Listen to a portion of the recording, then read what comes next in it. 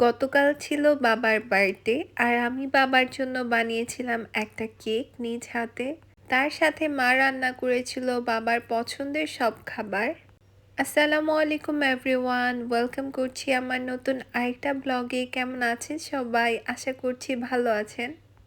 বাবার চিকেন একদমই পছন্দ না, আর গরুর মাংস তাও মোটামুটি খেয়ে থাকে, আর খাসির মাংসটাই হচ্ছে বাবার সবচেয়ে পছন্দের। তাই আম্মু সবার জন্য কালকে অনেক মজা করে খাসি মাংস রান্না করেছে, আর আমি সব কিছু দিয়ে মিক্সড সালাদ কেটে নিয়েছি। তার সাথে ছিল মটরশুঁটি দিয়ে পোলাও। আমাদের বাসায় মটরশুঁটি দিয়ে পোলাও সবাই বেশি পছন্দ করে, তাই মা পোলাও রান্না করলে সবসময় মটরশুঁটি দিয়ে থাকে। আর এইটা হচ্ছে বাবার জন্য আমার নিজ হাতে বানানো স্পেশাল কেক। বাবা কেকটা অনেক বেশি পছন্দ করেছে, আর কেকের টেস্টও নাকি অনেক মজা হয়েছে, বাসায় সবাই বলছিল। আলহামদুলিল্লাহ, দিনটা খুবই ভালো কেটেছে।